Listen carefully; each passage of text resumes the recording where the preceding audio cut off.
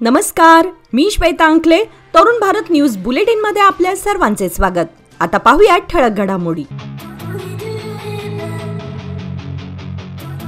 Doctor Manoj Pujar, MD homeopath, classical homeopath, advanced German homeopathy clinic, varicose ulcer and diabetic wound care centre.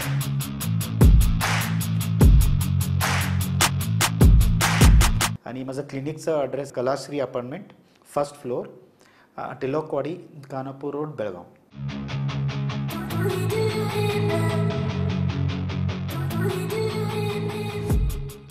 Belgaum Shahapur येथील छत्रपती शिवाजी महाराज उद्यानात श्री शिवप्रतिष्ठान हिंदुस्थान बेळगाव यांच्या वतीने दिवाळीच्या स्वागतासाठी पहिला दिवा महाराजांच्या चरणी या भक्तिभावपूर्ण कार्यक्रमाचे आयोजन करण्यात आले होते.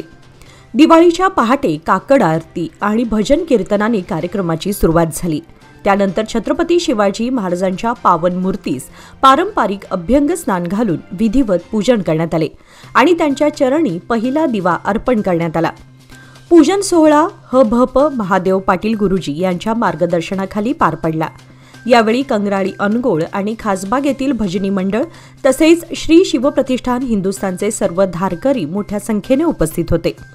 या कार्यक्रमाला हजारो शिवभक्तांची उत्स्फूर्त उपस्थिती लाभली होती, ज्यामुळे दिवाळीच्या शुभ प्रारंभाला एक अनोखा भक्तिमय आणि ऐतिहासिक स्पर्श मिळाला.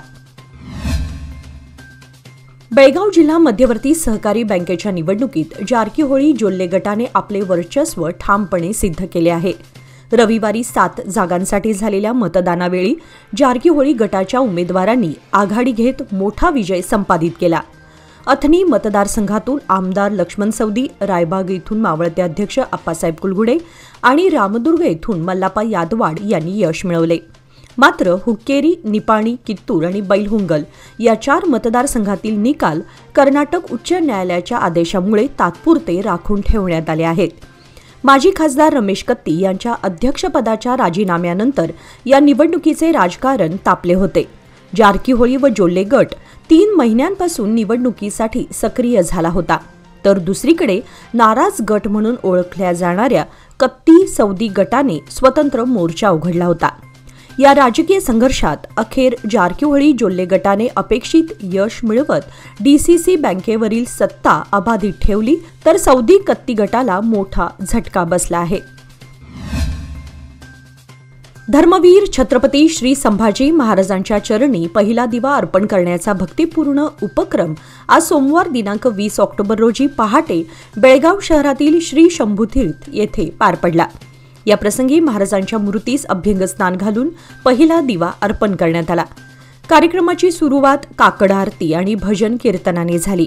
त्यानंतर छत्रपती शिवाजी महाराज आणि धर्मवीर संभाजी महाराजांची विधिवत पूजा व आरती करण्यात आली. हा कार्यक्रम श्री शिवप्रतिष्ठान हिंदुस्थान आणि कंगराळ गल्ली बेळगाव विभागाच्या संयुक्त विद्यमाने आयोजित करण्यात आला होता. यावेळी मोठ्या संख्येने शिवभक्तांनी उपस्थिती दर्शवून राष्ट्रनायकांप्रती आपली श्रद्धा व्यक्त केली. DCC बँकेच्या निवडणुकीनंतर वातावरण पुन्हा तापलंय. माजी खासदार रमेश कत्ती यांनी वाल्मिकी समाजाबद्दल अवमानकारक आणि अर्वाच्य भाषेत वक्तव्य केल्याचा आरोप होत असून या प्रकरणी वाल्मिकी समाजाने तीव्र नाराजी व्यक्त केली आहे. या प्रकरणावरून कॅम्प पोलीस स्थानकात रमेश कत्ती यांच्या विरोधात अॅट्रॉसिटी कायद्याअंतर्गत FIR दाखल करण्यात आला असून त्यांना तात्काळ अटक करण्याची मागणी करण्यात आली आहे. या घटनेचा निषेध करत आज सोमवारी शहरातील चन्नमा चौकात वाल्मिकी समाजाकडून तीव्र आंदोलन करण्यात आले. आंदोलकांनी जोरदार घोषणा देत रमेश कत्ती यांना अटक झालीच पाहिजे अशी मागणी केली.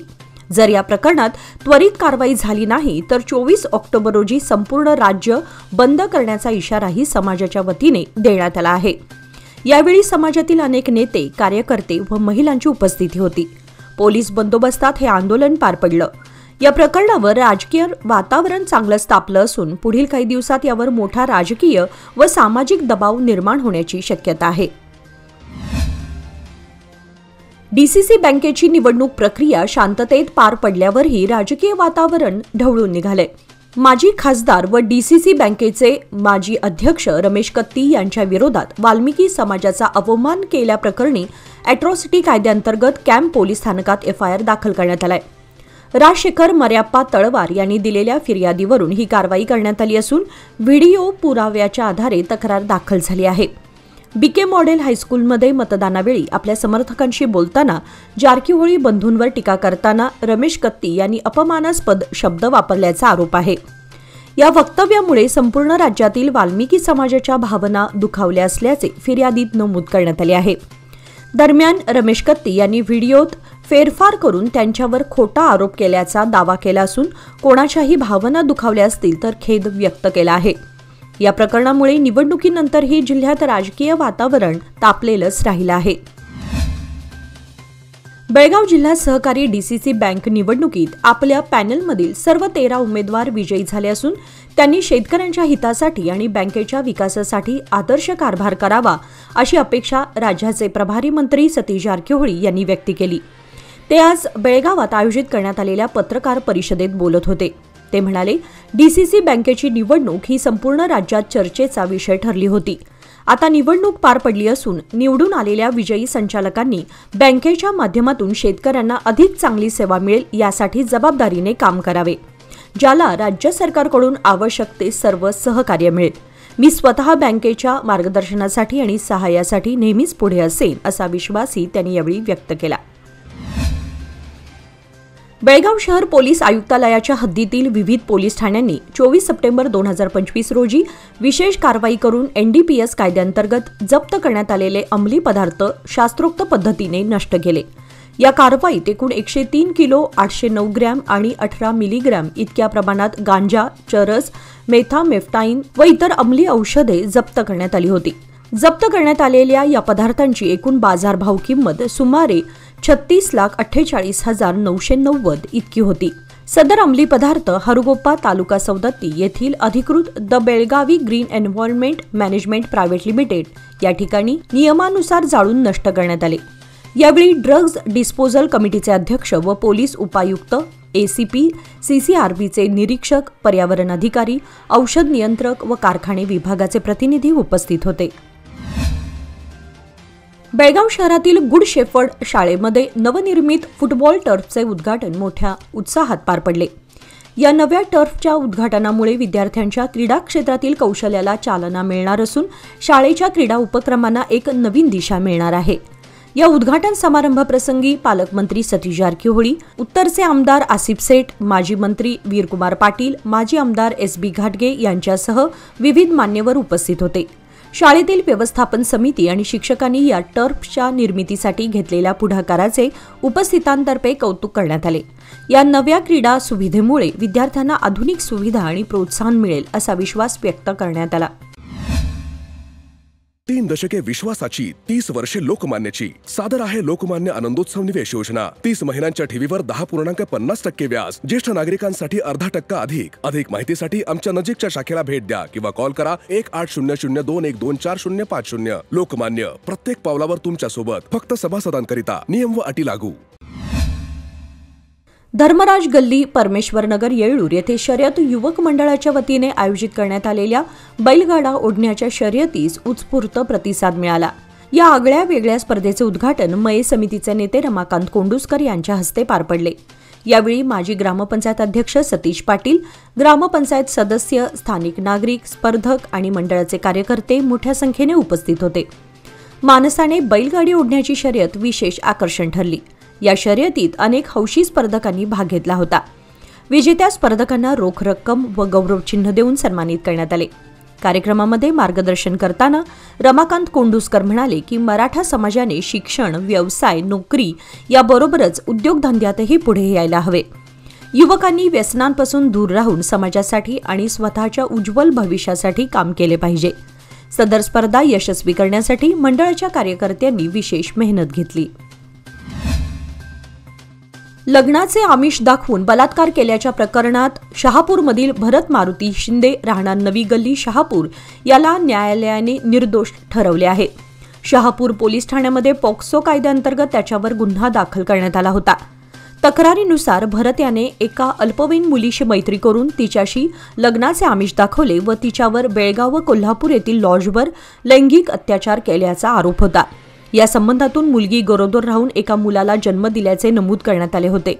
तथापि न्यायालयात चाललेल्या खटल्यात साक्षीदारांच्या जबाबांमध्ये विसंगती आढळून आल्यामुळे विशेष पोक्सो न्यायालयाने भरत शिंदे याला निर्दोष घोषित केले आहे. या खटल्यात संशयिताच्या बाजूने वकील श्यामसुंदर पत्तार, महेश मजूकर, विशाल चौगुले यांनी युक्तिवाद केला. हा निर्णय पीडित व आरोपी दोघांसाठीही महत्त्वपूर्ण ठरला असून यामुळे पुन्हा एकदा साक्षीदारांच्या सुसंगतेचं महत्त्व अधोरेखित झालं आहे.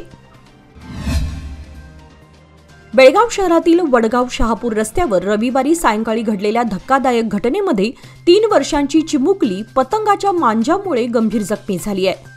दुचाकीवर आपल्या आई वडिलांसोबत बाजारात जात असताना तिच्या गळ्याला पतंगाचा मांजा लागून खोल जखम झाली असून सध्या तिच्यावर खासगी रुग्णालयात उपचार सुरू आहेत.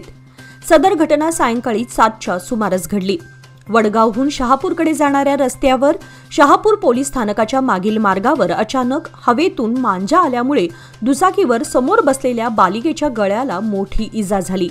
वेळीच उपचार मिळाल्यामुळे मोठा अनर्थ टळला. चिनी मांजावर बाजारात विक्रीसाठी बंदी असतानाही बेळगाव शहरात त्याचा राजरोसपणे वापर आणि विक्री सुरू असल्याचं या प्रकारातून पुन्हा समोर आलंय. मागील काही वर्षांमध्ये मांजामुळे अनेक नागरिकांच्या जीवाला धोका पोहोचून जीवितहानीच्या घटना घडल्या आहेत. अलीकडेच मध्यवर्ती बस स्थानकाजवळ एका दुचाकीस्वारालाही पतंगाचा मांजा लागून गंभीर दुखापत झाली होती. या घटनेमुळे नागरिकात संतापाचं वातावरण असून चिनी मांजाच्या विक्रीवर कडक कारवाई करण्याची जोरदार मागणी सुज्ञ नागरिकांकडून करण्यात येत आहे. बेंगळूर मुंबई दरम्यान थेट आणि जलद प्रवासाच्या मागणीला अखेर यश आलंय. रेल्वे मंत्रालयाने बेंगळूर मुंबई सुपरफास्ट एक्सप्रेसला मंजुरी दिली असून यामुळे बेळगावसह संपूर्ण उत्तर कर्नाटकातील प्रवाशांना मोठा दिलासा मिळणार आहे. केंद्रीय मंत्री प्रल्हाद जोशी यांनी नुकतीच केंद्रीय रेल्वे मंत्री अश्विनी वैष्णव यांची भेट घेतल्यानंतर सोशल मीडियावरून ही माहिती जाहीर केली. ही गाडी मंजूर झाल्याची अधिकृत घोषणा झाल्याने प्रवाशांमध्ये आनंदाचं वातावरण आहे. नव्या सुपरफास्ट एक्सप्रेसद्वारे बेळगाव, हुबळी, धारवाड, हावेरी आणि दावणगेरी यासारख्या महत्त्वाचे जिल्हे थेट मुंबई आणि बेंगळूरशी जोडले जाणार आहेत. बेळगावातील लव्हडेल सेंट्रल स्कूलमध्ये अराईज स्विमिंग अकॅडमीचा उद्घाटन सोहळा मोठ्या उत्साहात पार पडला. यावेळी विविध क्षेत्रामध्ये उल्लेखनीय कामगिरी बजावणाऱ्या विद्यार्थ्यांना पालकमंत्री सतीश जारकिहोळी यांच्या हस्ते प्रशस्तीपत्र आणि पारितोषिकांचे वितरण करण्यात आले. विद्यार्थ्यांचा शारीरिक विकास, शिस्त आणि आत्मविश्वास वाढवण्याच्या उद्देशाने सुरू करण्यात आलेली ही अकॅडमी यशस्वी व्हावी अशी सदिच्छा यावेळी मान्यवरांनी व्यक्त केली. कार्यक्रमाच्या निमित्ताने फुटबॉल स्पर्धेचेही उद्घाटन करण्यात आले. यावेळी प्रमुख पाहुणे म्हणून आमदार आसिफ सेठ, माजी मंत्री वीरकुमार पाटील, माजी आमदार SB घाटगे आणि इतर मान्यवर उपस्थित होते.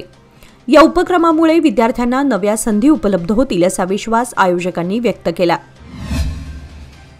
बेळगाव जिल्हा ॲथलेटिक्स असोसिएशनच्या वतीने 14 वर्षांखालील मुलामुलींसाठी जिल्हास्तरीय ॲथलेटिक्स निवड चाचणी व स्पर्धेचे आयोजन जिल्हा क्रीडांगण नेहरू नगर येथे करण्यात आले. या स्पर्धेमध्ये जिल्ह्यातून 100हून अधिक स्पर्धकांनी सहभाग घेतला होता. त्यापैकी 10 उत्कृष्ट खेळाडूंची निवड राज्यस्तरीय मिनी ऑलिम्पिक स्पर्धेसाठी करण्यात आली. सक्षम कुंभार, विराज कुकजी, अनोज हणगोजी, पार्थ कणबरकर यांची तसेच ज्योत्स्ना हंजीरकर, माधुरी पाटील, स्नेहल नाईक, समीक्षा करतसरकर, सेजल धामणेकर आणि ऋतुजा जाधव यांची निवड झाली. हे खेळाडू पुढील महिन्यातील 6 ते 8 नोव्हेंबर दरम्यान श्री कंठीरवा स्टेडियम बेंगळूर येथे होणाऱ्या राज्यस्तरीय मिनी ऑलिम्पिकमध्ये बेळगाव जिल्ह्याचे प्रतिनिधित्व करणार आहेत. कार्यक्रमाचे उद्घाटन ॲथलेटिक्स असोसिएशनचे अध्यक्ष किरण जाधव, उपाध्यक्ष संभाजी देसाई, सचिव अशोक शिंत्रे व इतर मान्यवरांच्या उपस्थितीत संपन्न झाले.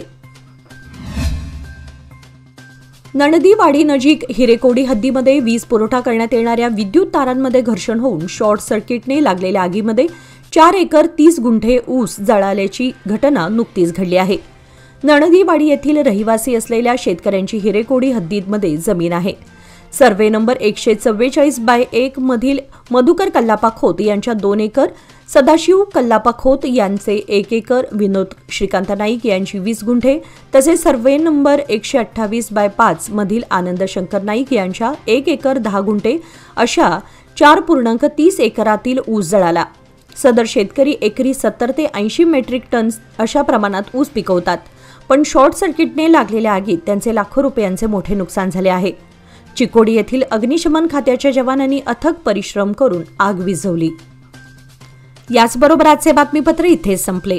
अधिक माहिती आणि ताज्या घडामोडींसाठी पाहत रहा तरुण भारत न्यूज चॅनल. तसेच आमच्या चॅनलला लाईक, शेअर आणि सबस्क्राईब करायला विसरू नका. आणि विश्वासार्ह बातम्यांसाठी दररोज वाचा दैनिक तरुण भारत. धन्यवाद.